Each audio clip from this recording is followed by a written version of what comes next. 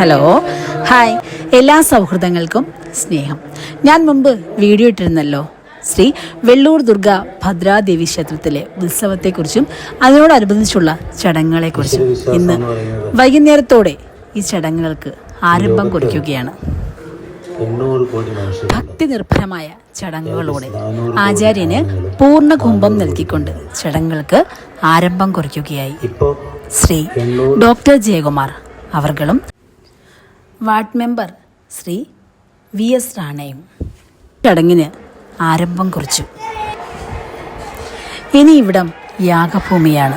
യാഗഭൂമിയുടെ 3 പുണ്യ ദിവസങ്ങൾ നമുക്കെന്നും നമ്മുടെ ഓർമ്മയിൽ കാത്തു സൂക്ഷിക്കാൻ, അതിൻ്റെ പവിത്രത നമ്മുടെ മനസ്സിൽ എങ്ങും തുളുമ്പിപ്പോകാതെ നിലനിൽക്കുന്ന നിമിഷങ്ങൾ.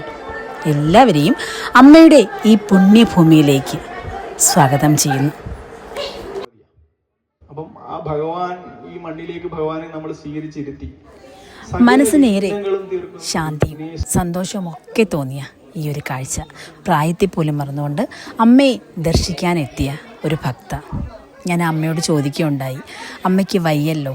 പക്ഷേ ആ അമ്മ പറഞ്ഞ മറുപടി ഇങ്ങനെയാണ്: എങ്ങനെയാണ് വരാതിരിക്കുക?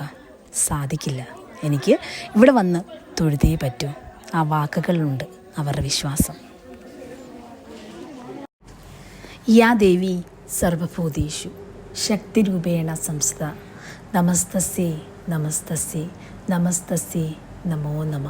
ഈ യാഗഭൂമിയിലേക്ക്, ഇവിടുത്തെ പുണ്യം നിങ്ങളുടെ മനസ്സിലേക്ക് ആവാഹിച്ചെടുക്കാൻ എല്ലാവരെയും ദേവിയുടെ നാമത്തിൽ ഇവിടത്തേക്ക് സ്വാഗതം ചെയ്യുന്നു.